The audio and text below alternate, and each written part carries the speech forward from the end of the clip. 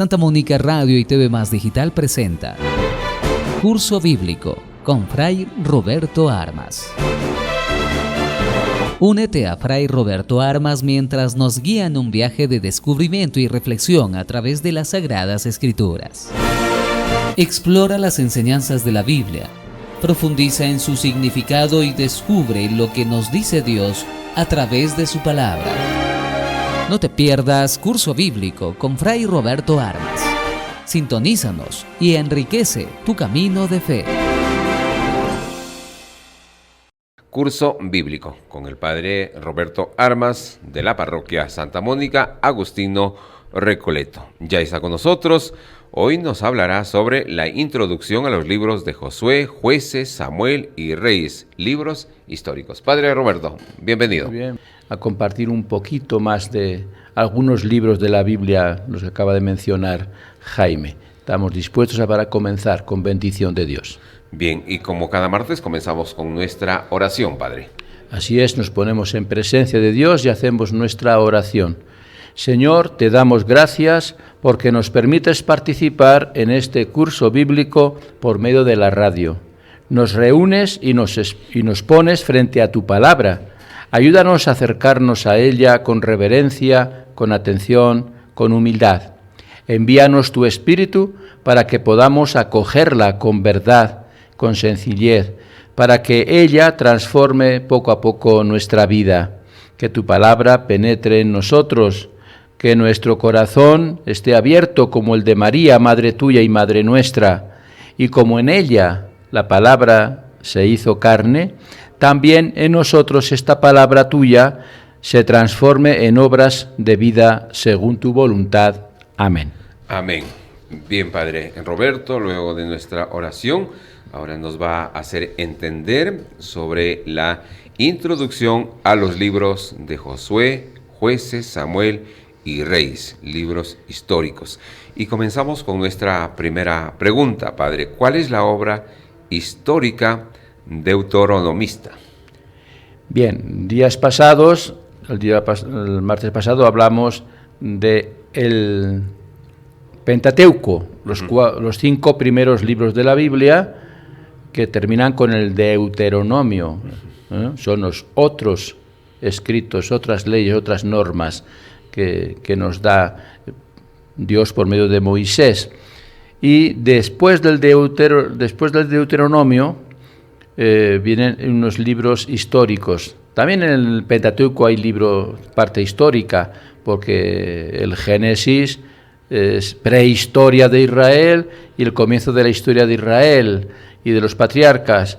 El Éxodo es la historia del pueblo de Israel en Egipto y la forma en que sale de Egipto con Moisés al frente hacia la tierra prometida. Son prácticamente también libros históricos, pero están puestos en los primeros 5 libros, que son la ley. Para los judíos ahí estaba la ley, lo más importante para su religión. Después hay estos libros históricos que vamos a tratar a continuar ahora, hay libros históricos y también narrativos o ejemplares. La obra histórica deuteronomista, que es lo que la componen los libros de Josué, la entrada a la tierra prometida con Josué, Jueces, primer y segundo libros de Samuel y primer y segundo libro de Reyes. Esos 6 libros componen esta historia deuteronomista. Y después de eso también, entre libros históricos, hablaremos más adelante de la historia cronística, que componen 4 libros. 2 de los libros de las crónicas, se llama así, primero y segundo de crónicas, el libro de Esdras y el libro de Nehemías, ¿no?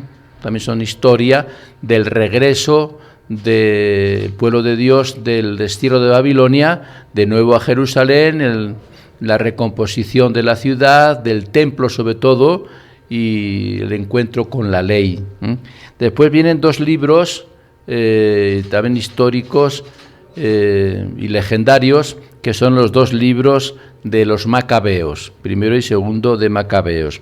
Y hay 4 libros después que pueden ser parte histórica, pero más que todo es parte didáctica y de enseñanza, ¿no?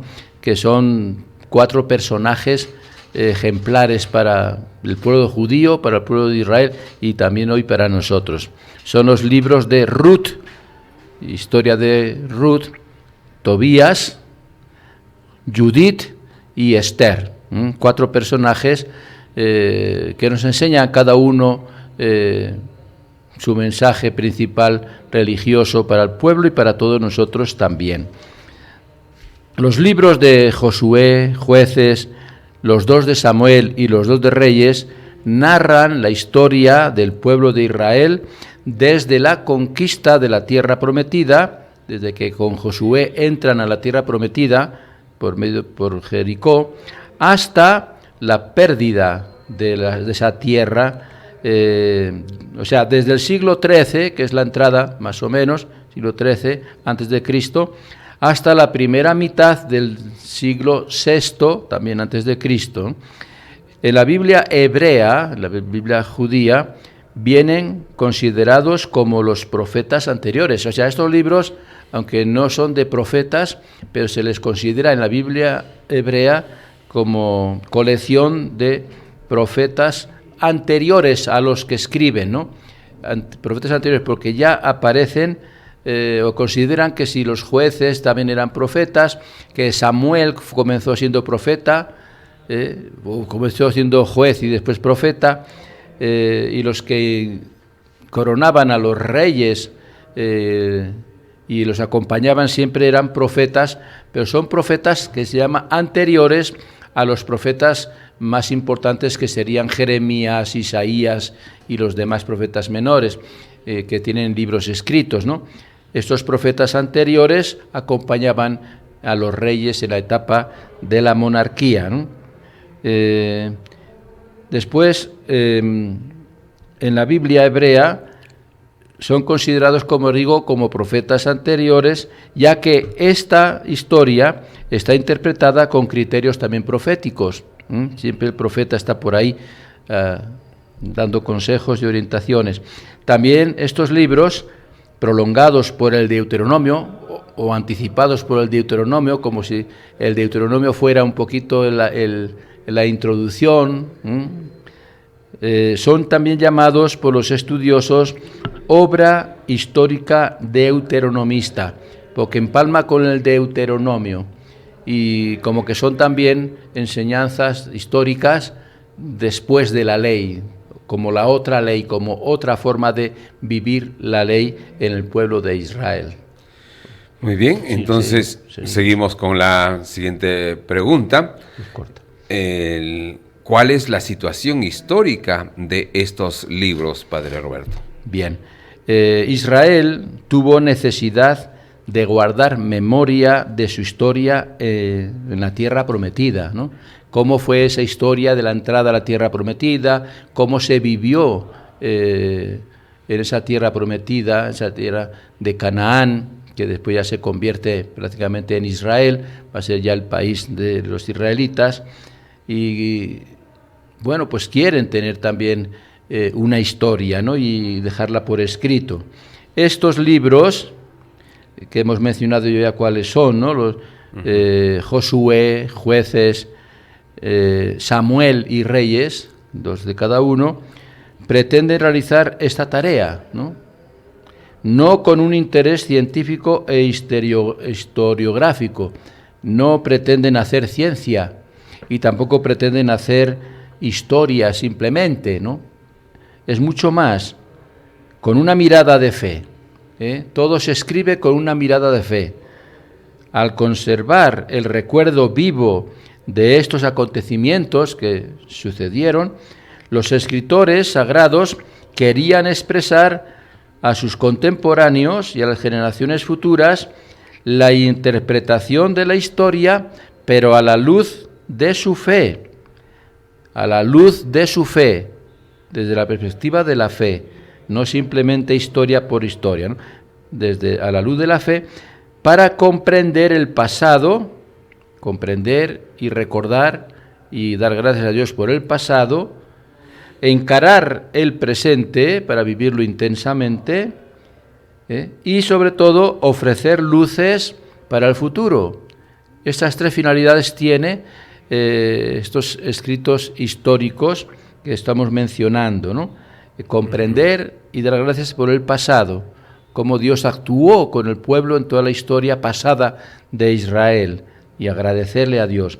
Encarar el presente con fortaleza, con ese espíritu de fe y el deseo de estar cumpliendo con la alianza que habían pactado con Dios, y sobre todo también ofrecer luces para el futuro próximo, ¿no? Cómo enfrentar lo que viene después, ¿no? No se trataba de un recuerdo neutral, sino de una memoria que se convirtiera también en impulso para la vida actual, impulso para la vida del momento y también la vida futura del pueblo, ¿no? Impulso de ánimo, de fortaleza, para que se mantengan fieles sobre todo a la alianza hecha con Dios por medio de Moisés allí en el desierto, y con la entrega de los mandamientos. Todo eso, vivirlo en el presente intensamente y prepararse para continuarlo en lo que viene después en el futuro. Bien, Padre Roberto.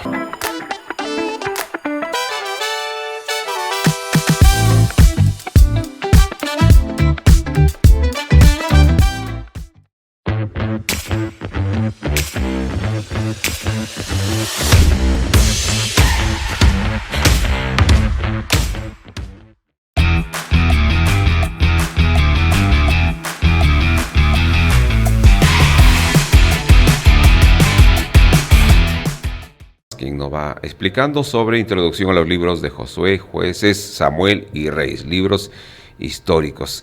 En nuestra siguiente pregunta, Padre Roberto, ¿cuáles son las etapas de la vida de Israel en estos libros?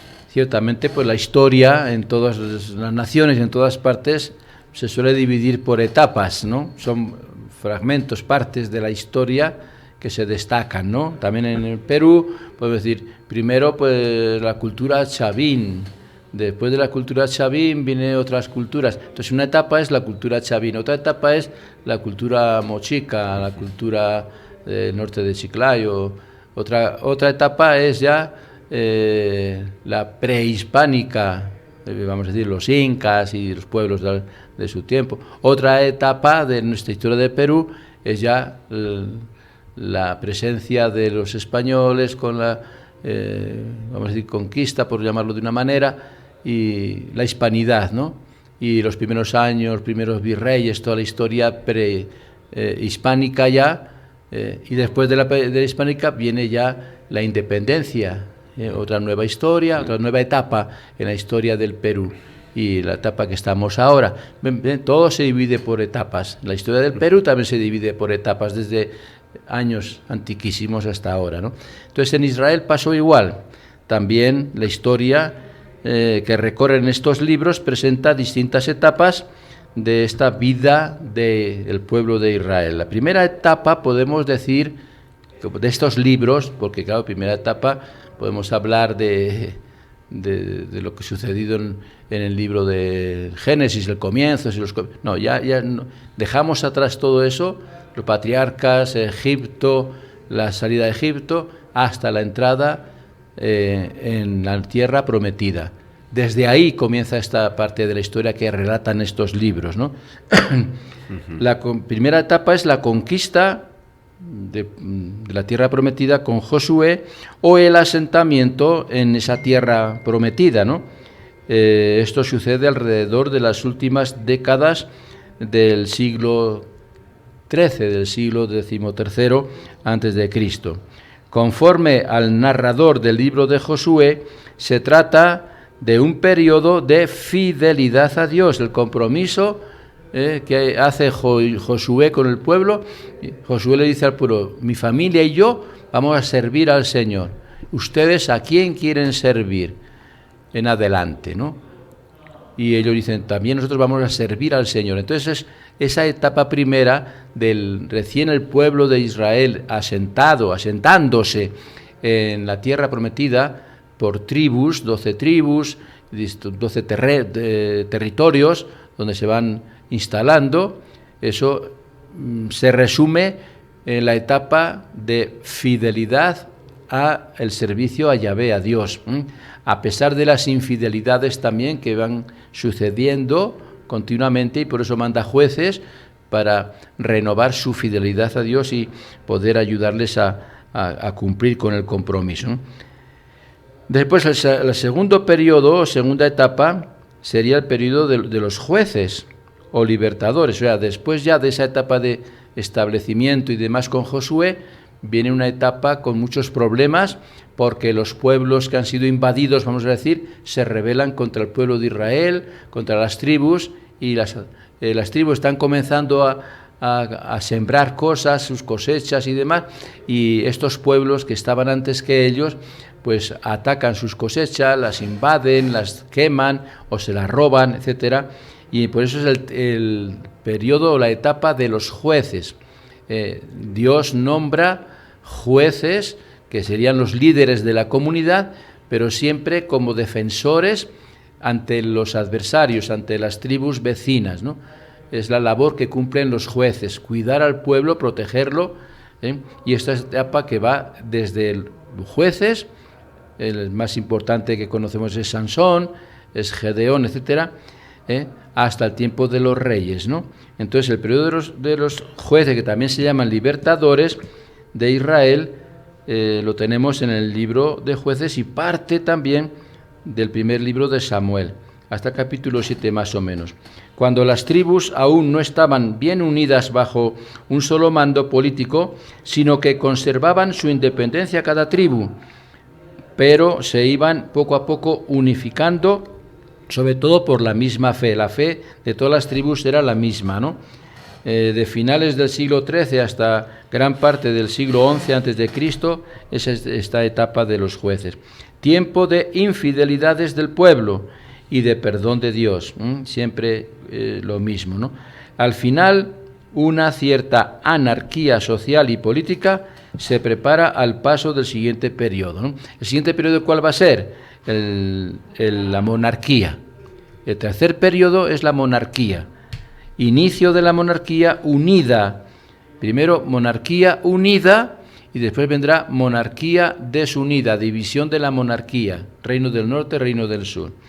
Entonces, al inicio de la monarquía unida, la cohesión política de las tribus del norte y del sur, bajo sus tres primeros reyes, Saúl, David y Salomón, que es alrededor del año 931 a.C. Después de los inicios con Saúl, llega la época de esplendor político para Israel, David, ¿no? Es el esplendor. Y eso lo tenemos en 1 Samuel capítulo 8 en adelante, hasta 1 Reyes capítulo 11. Están envueltos dos en gracia, por general, gracia y pecado, igual. Fidelidad e infidelidad, gracia y pecado. David también, pues a pesar de ser siempre, casi siempre fiel a Dios, tuvo su momento débil y también cometió su pecado. Bien, la cuarta etapa es la historia de los reinos divididos. Después de Salomón, el reino se divide y comienza una etapa nueva, el reino del norte y el reino del sur, con sus vidas, son vidas paralelas, de reyes del norte y reyes del sur. Termina con la destrucción de ambos en el siglo VIII y siglo VI antes de Cristo. Los dos reinos son destruidos, invadidos por los extranjeros y dominados y vencidos. El reino del norte, invadido por los asirios y desterrados. El reino del sur, invadido por los babilónicos, por Nabucodonosor y desterrados a Babilonia. La narración va mostrando las infidelidades de Israel y de Judá, que acaban en su propia ruina. Y claro, cuando viene la ruina y viene la invasión de los extranjeros y el dominio de los extranjeros y el de los destierros, lo achacan a que es por culpa de su infidelidad. Su infidelidad y su pecado es el que los ha llevado a la desgracia.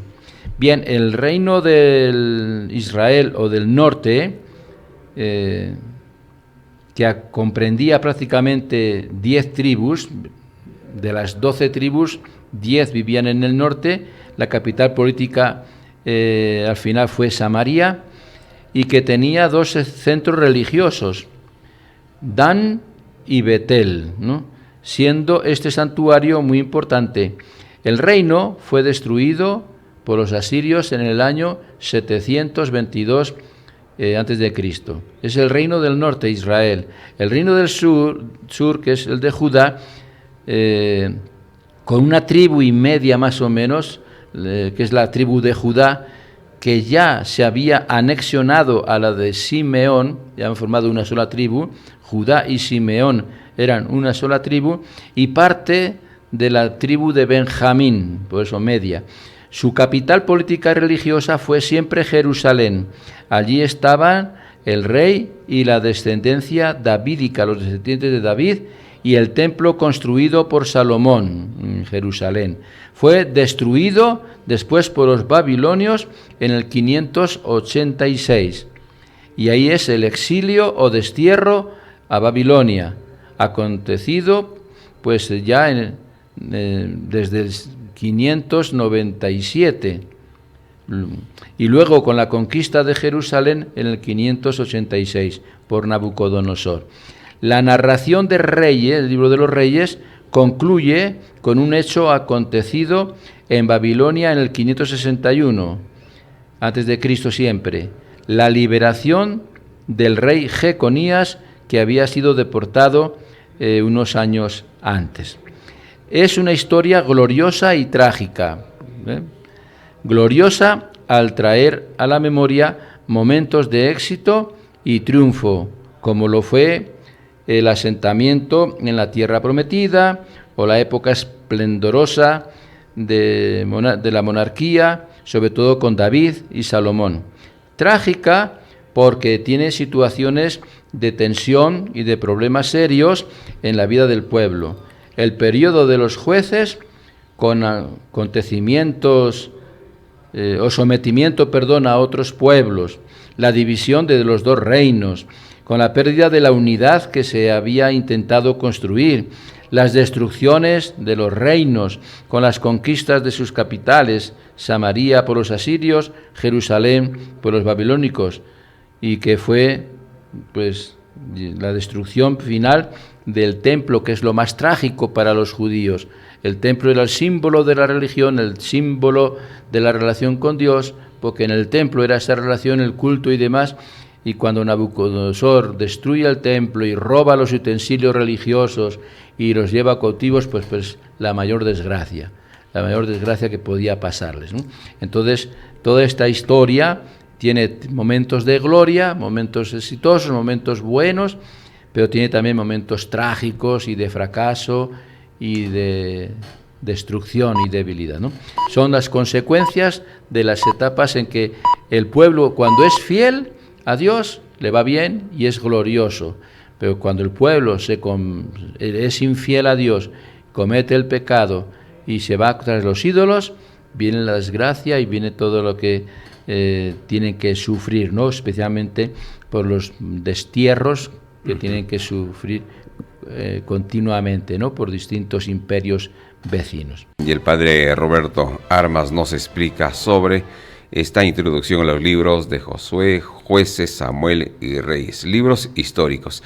En la siguiente interrogante, padre, ¿cuáles son las líneas teológicas de estos libros? Bien, siempre estamos hablando que sí, la historia es importante, los libros históricos y la historia son importantes, pero no deja de tener su teología, sus enseñanzas, su mensaje, ¿no? Toda esta historia, desde la conquista hasta la pérdida de la tierra, está juzgada proféticamente con los criterios del Deuteronomio. Cuando se comete la infidelidad, se comete la infidelidad de la alianza que está en el Deuteronomio. Y cuando Dios recompone y les da nuevas oportunidades, todo eso está, la base, la fundamental, está en el Deuteronomio. básicamente bajo el prisma de la alianza hecha entre Dios y el pueblo. El mensaje central es esa relación de esta alianza, cómo es la relación de Dios con el pueblo con Dios, en base a esta alianza hecha allá en el Sinaí con Moisés. Israel conquista la tierra porque Dios es fiel y le ayuda.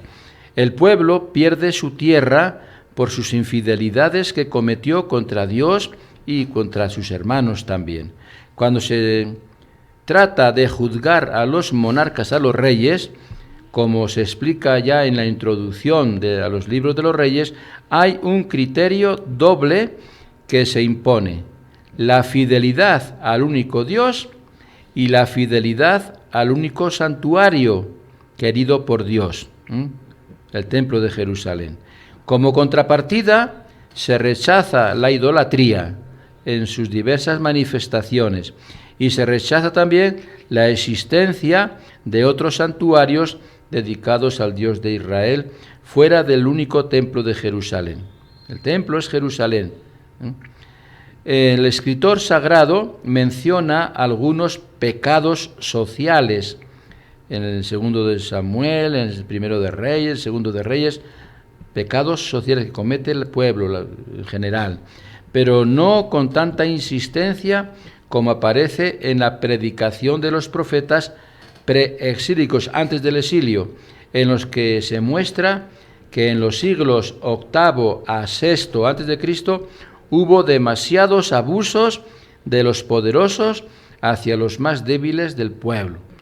La infidelidad no era solamente adorar a otros dioses, era también las injusticias y abusos que cometían algunos reyes poderosos contra los más débiles del pueblo y contra los más pobres, ¿no?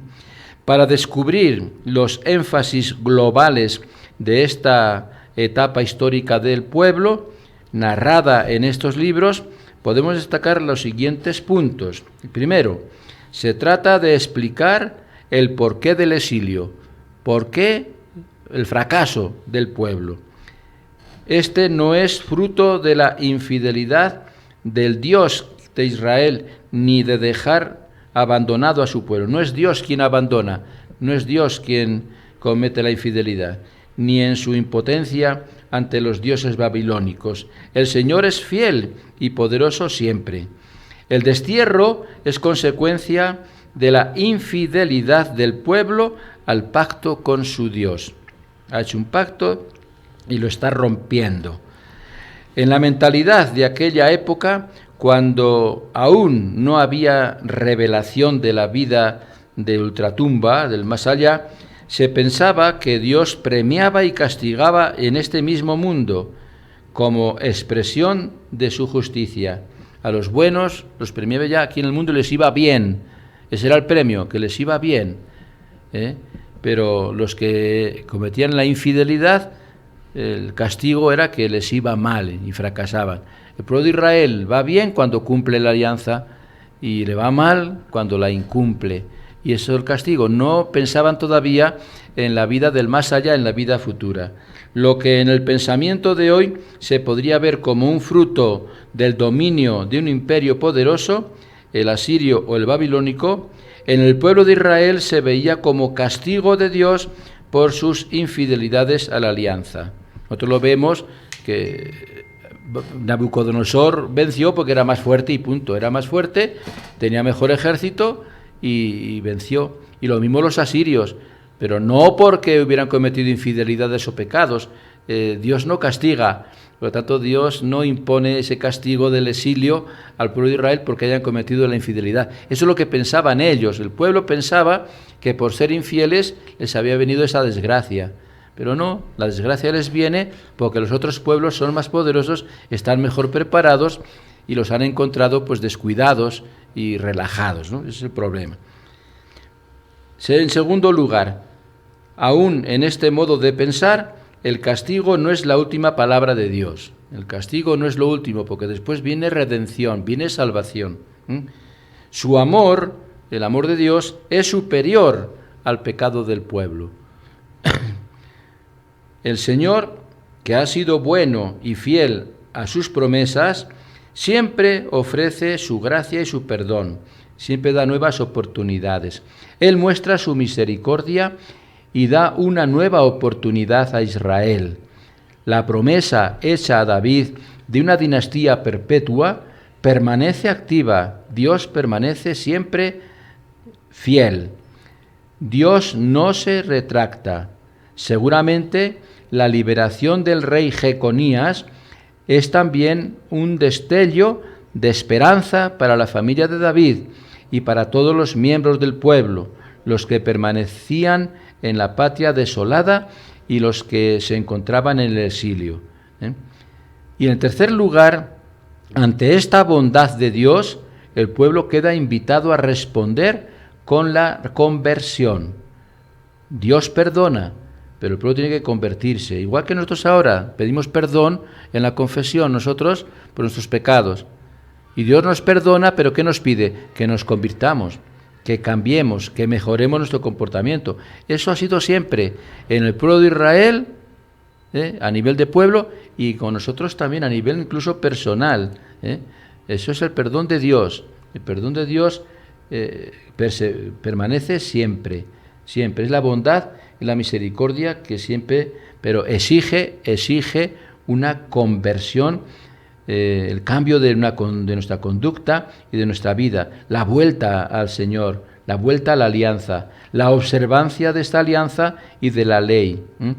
De alguna forma, la obra entera contenida en estos libros tiene rasgos que muestran la infidelidad del pueblo, por un lado, pero también líneas que revelan la bondad y misericordia del Señor, que llama a la conversión, por otro lado. Entonces, infidelidad y fidelidad de Dios, perdón y nueva oportunidad.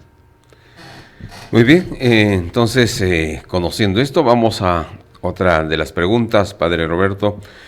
¿Cuáles son los aspectos literarios de estos libros? Bien, a lo largo de los siglos, los acontecimientos vividos por Israel eran transmitidos oralmente. Ya hemos dicho siempre. Siempre lo primero es transmitir la historia y los mensajes de Dios y todo oralmente. En el mismo pueblo, bien por los levitas, los religiosos, los encargados del culto, recordaban, y a veces en las mismas familias, en los clanes familiares, los mayores, pues siempre transmiten estas cosas en forma oral. En un principio, pues no hubo escritura, no se escribían estas cosas, ¿no? Entonces se transmite oralmente, de generación en generación. En momentos claves se fueron poniendo algunas cosas por escrito hasta llegar a constituir diversos relatos sueltos en torno a la llegada a la tierra, la época de los jueces o libertadores de Israel, el periodo de la monarquía, unida en un primer momento, luego dividida.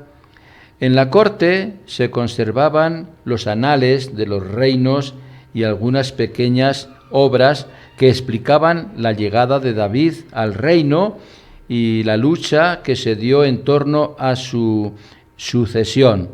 Estos distintos materiales independientes fueron la base para la creación literaria de estos libros en su conjunto, ya como una unidad. O sea, estos libros que estamos hablando, ¿no? Que es Josué, Jueces, Samuel y los Reyes, se hacen como una unidad ya descrita muy tarde, muy posterior a lo que iba sucediendo. Lo primero es la transmisión oral. Los acontecimientos que ocurrían con David, con Saúl, con los profetas, con la división del reino, el destierro y demás, todo eso se transmite oralmente en conversaciones, reuniones familiares y también en el culto incluso, ¿no? Quizás en la época del rey Josías, que es año 640 a.C., la obra tuvo una primera edición. Por esa época más o menos ya como que se han unificado todos los relatos de una cosa y otra y se van formando pues libros ya. Pues fue, como repito, en la época del rey Josías. Marcada esta primera edición, voy a llamarlo así, por un optimismo ante la ley que, basado en el hallazgo del libro de la ley, impulsó una reforma religiosa y política buscando la unidad de los dos grupos, de las tribus del reino de Judá del sur y las del reino antiguo del reino de Israel del norte. Esto sucede cuando regresan del destierro y entre los escombros del templo encuentran el libro de la ley. Eso va a ser clave, va a ser fundamental. Habían perdido esos libros, habían perdido las leyes, las normas. Cuando están en el destierro no tienen prácticamente nada, se han ido sin nada. Entonces no hay objetos religiosos, no hay nada. Entonces cuando regresan y entre los escombros se encuentran el libro de la ley, eso fue un acontecimiento grandioso, que hicieron gran fiesta y se leyó públicamente todo ese libro de la ley. A partir de eso comienza ya la nueva historia de Israel y comienza pues ya a buscar todo lo que estaba por perdido y a esos artículos, esos documentos que se habían escrito por ahí aisladamente, se llegan a juntar y a formar pues la obra que ahora conocemos de los libros históricos. La ausencia de un imperio dominante sobre el pueblo, que era el asirio, imperio asirio y el imperio babilónico, aún no mostraba su poderío, alentaba a esta esperanza, ¿no?, a recomponerse. Pero después de esa probable redacción, la muerte trágica de Josías, el declive presuroso del reino de Judá, los acontecimientos y la destrucción de Jerusalén y el final de la monarquía marcaron una dolorosa realidad que exigió una reflexión y enfoque. Por eso, la obra completa de estos libros seguramente recibió su redacción final en el mismo exilio o inmediatamente después del exilio. Quienes llevaron a cabo esta tarea se valieron de materiales antiguos, algunos de ellos historias ya completas, pero ahora vistas como un conjunto juzgado con los criterios del Deuteronomio, de la ley, de la alianza.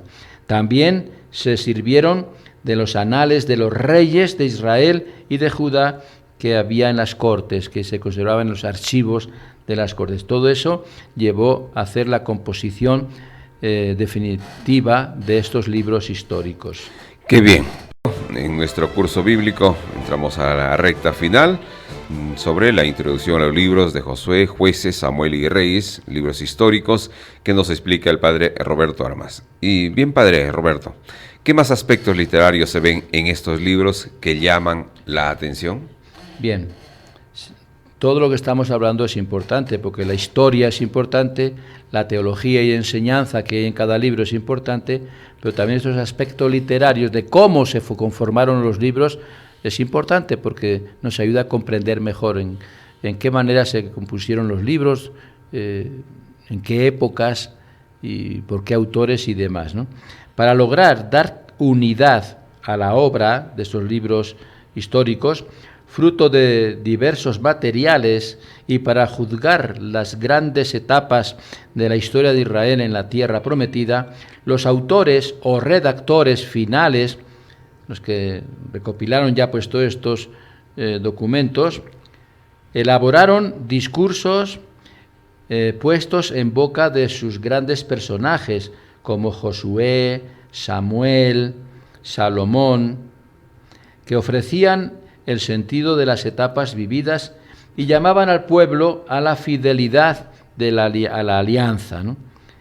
Cuando no había un personaje importante o no se prestaba a introducir un discurso suyo, los autores o redactores finales elaboraron reflexiones que ayudaban a descubrir el significado de momentos claves en la vida del pueblo, como sucede al final de la conquista, en la época de los jueces y también en la destrucción de la ciudad de Samaria y en menor medida en el anuncio de castigo a Judá y a Jerusalén.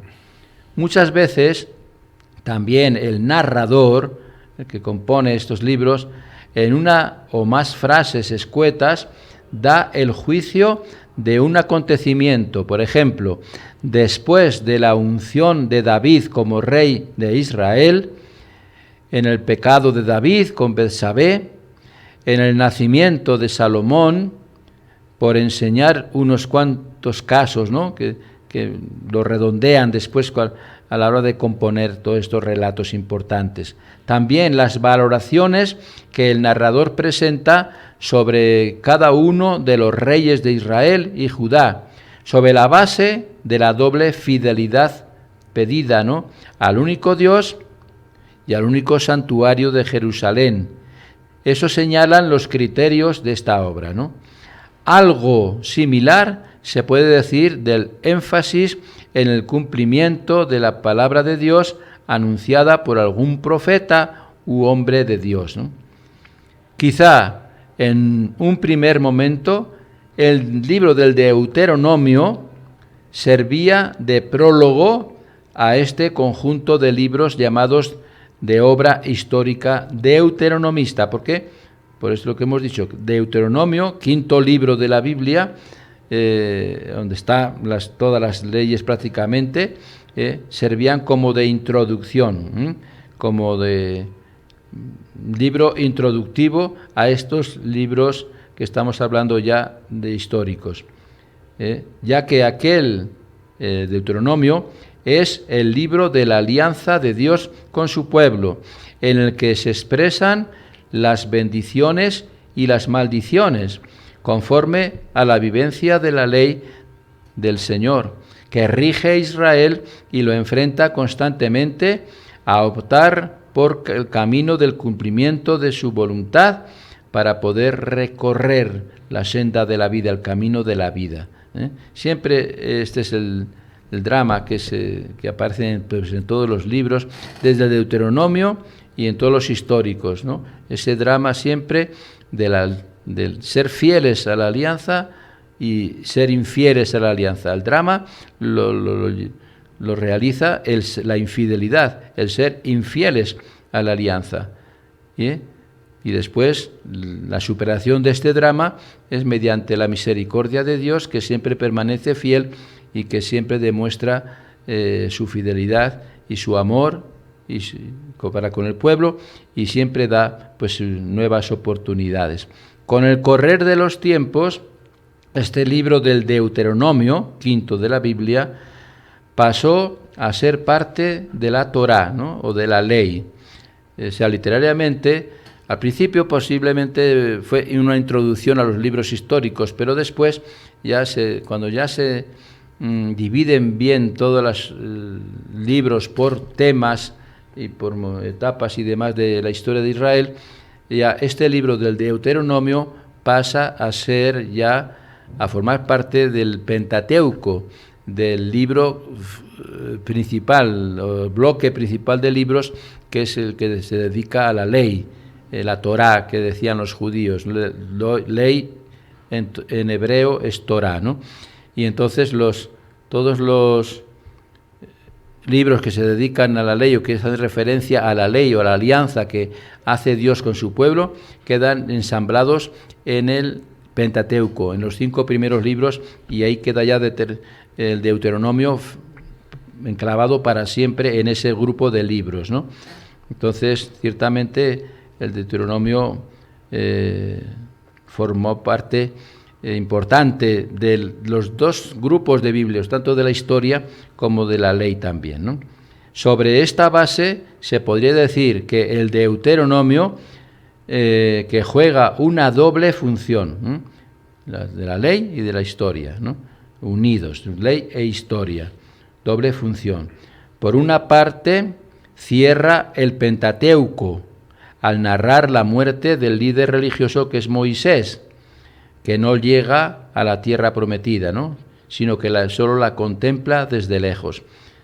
Por otra parte, también se puede considerar que abre esta historia narrada en los libros que juzgan los acontecimientos a la luz de la alianza. Entonces, como que es un término medio, un punto de unión entre los libros anteriores a los históricos y los mismos históricos. El Deuteronomio es clave, es fundamental, porque ahí tenemos el fundamento principal de la fe del pueblo de Israel, la relación con Dios. No podemos separar al pueblo de Israel y a esta historia de este pueblo de la fe, de la relación con Dios. Es imposible. No es un pueblo sin Dios, no es un pueblo que haya vivido al margen de la relación con Dios. Siempre ha sido un pueblo que ha tenido a Dios presente, para bien o para mal, porque en algunos casos pues se aproximan a Dios y son fieles a Dios y lo tienen como su único Dios, y después lo rechazan, pero lo reemplazan por otros dioses. Siempre la relación religiosa es fundamental. Israel no puede vivir sin Dios, bien el verdadero o bien otros dioses falsos que él mismo se crea o se busca en los dioses de los pueblos vecinos. Pero es un pueblo que no puede vivir sin Dios, que tiene que tener un Dios. Miren, cuando están en el Sinaí y Moisés sube a la montaña y está 40 días en la montaña, entonces abajo el pueblo con Aarón se crean un Dios. Ellos creían que Dios estaba en Moisés. Dios estaba cuando Moisés estaba. Cuando Moisés no está, ya creen que Dios no está. Entonces ya se creen un pueblo sin Dios. No tenemos un Dios a quien adorar, porque como que se lo ha llevado Moisés arriba al cerro. Y entonces, ¿qué hacen? Con todos los utensilios de oro, fabrican un becerro de oro, una estatua de oro, para adorarla, para presentarla al pueblo como que es Dios. Entonces, el pueblo no puede vivir sin Dios. Entonces, si no está Dios presente y se manifiesta, ellos buscan otro Dios. Entonces, cuando no estaba claro la presencia de Dios entre ellos, se buscan los dioses de los pueblos vecinos, los dioses falsos. ¿Qué es lo que nos pasa ahora también a nosotros? No le damos importancia a Dios y tenemos que buscarnos dioses. Y nos buscamos dioses, nos buscamos el celular. Ya a Dios no le hacemos caso, pero el celular es como un Dios para nosotros. El celular, por poner un ejemplo, pero hay cientos de ejemplos. El dinero también, las cosas materiales. ¿Cuántas cosas hay que las ponemos en lugar de Dios? O sea, hemos perdido la fe en Dios, pero no podemos vivir sin un Dios. El ser humano no puede vivir sin un Dios y no puede vivir sin relacionarse con ese Dios. Hace falta acertar cuál es el Dios con el cual tenemos que relacionarnos siempre. La Biblia nos dice bien claro, y en estos libros históricos, todos los libros de la Biblia nos van a indicar siempre, nos van a dirigir siempre hacia un único Dios verdadero, el creador de todas las cosas. Es el único Dios, el que nos acompaña siempre, el que si fallamos nos perdona, el que es misericordioso, el que está siempre con nosotros, el que ha enviado a su Hijo, y ese Hijo suyo también es Dios y también está en medio de nosotros y está con nosotros. Cuando estamos con Él, estamos tranquilos, estamos bien. Pero cuando perdemos la noción de la presencia de Dios, el Dios verdadero, entre nosotros, el ser humano se busca otros dioses. Hay pueblos que se buscan ídolos también, Buda o quien sea. El Islam, Mahoma, son todo creencias. Pero tiene que tener una religión a la cual ser fiel.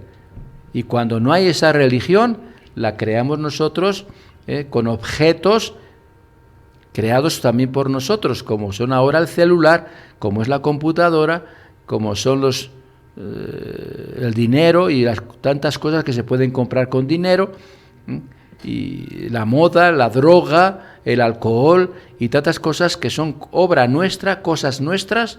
No son obras de Dios, sí, también son de Dios, pero son obras nuestras creadas por nosotros y las creemos que son fundamentales, y nuestra relación ya no es con el Dios auténtico, es con los dioses creados por nosotros. Nuestra relación principal ahora de mucha gente es con su celular. y todo lo que lleva su celular y las relaciones del celular con otras personas y demás, ese es su Dios. Hoy ese es el Dios más importante. El celular, la computadora, los medios sociales, el dinero, el placer, la droga, tantas cosas. Entonces, el pueblo de Israel tampoco podía vivir sin un Dios. Y por eso lo importante para este pueblo es el permanecer fiel a la alianza y a este Dios. Y cuando es fiel, le va bien. Cuando no es fiel, le va mal. Y a nosotros nos pasa igual. Somos felices cuando estamos con Dios. Somos felices cuando hacemos las cosas bien, cuando somos responsables.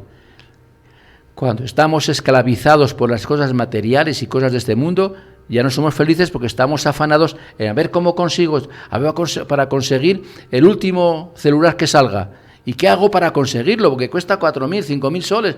¿Y qué hago? ¿Qué tengo que hacer? Y ya, la obsesión es cómo consigo dinero para conseguir el celular, cómo consigo dinero para conseguir el terreno, cómo conseguir dinero para conseguir trabajo, cómo conseguir dinero. Y es un afán que nos quita la tranquilidad, nos quita la paz, nos quita la libertad, nos quita todo. Y al final nos quita la felicidad. La verdadera felicidad es vivir tranquilos con un Dios que nunca nos va a fallar y que siempre nos va a satisfacer y nos va a dar lo que necesitamos.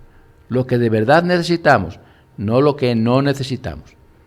Bien, pues eso es el testimonio que tenemos que sacar de esta lectura de los libros históricos y de todos los libros. En todos los libros están empapados de Dios. Todos los libros de la Biblia están empapados de la presencia de Dios. Y la Biblia nos ayuda a todos nosotros a encarrilar nuestra vida y a ordenarla de acuerdo a Dios, y siempre con referencia de Dios, no de las cosas de este mundo, sino Dios presente en nuestra historia, en nuestras vidas. Eso nos enseña pues la Biblia y estos libros que estamos tratando. Muy bien, Padre Roberto Armas, hemos llegado al final de nuestro programa en esta explicación sobre la introducción a los libros en sus diferentes formas. Muy bien, Padre, nos vamos con las gracias y será hasta nuestro próximo programa. Muy bien, pues ciertamente terminamos este programa. Ténganlo presente siempre, la relación con Dios por encima de todo, y vamos a darle gracias a Dios por estas enseñanzas, para que nos las conserve, las enseñanzas y en nuestra memoria, y las tengamos siempre presentes. Gracias, Señor, por estas reflexiones y por tu palabra que hemos escuchado. Ayúdanos a comprender cuál es la respuesta adecuada a lo que tú hablas dentro de nosotros. Danos, Señor, siempre tu palabra cotidiana. Ella es como espada de doble filo, porque penetra en lo íntimo del ser, nos hiere y nos sana, nos angustia y nos libera, nos inquieta y nos trae paz. No nos hagas faltar nunca, Señor, el pan cotidiano de tu palabra. Amén. Amén. Terminamos así nuestro programa Curso Bíblico a cargo del Padre Roberto Armas. Como hemos escuchado, hemos entendido, y ojalá que estas reflexiones, estas explicaciones ayuden a reconfortar siempre nuestra vida. Gracias, Padre. Será hasta nuestro próximo programa.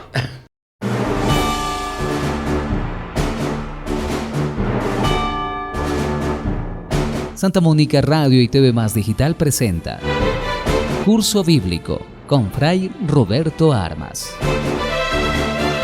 Únete a Fray Roberto Armas mientras nos guía en un viaje de descubrimiento y reflexión a través de las Sagradas Escrituras. Explora las enseñanzas de la Biblia, profundiza en su significado y descubre lo que nos dice Dios a través de su palabra. No te pierdas Curso Bíblico con Fray Roberto Armas. Sintonízanos y enriquece tu camino de fe.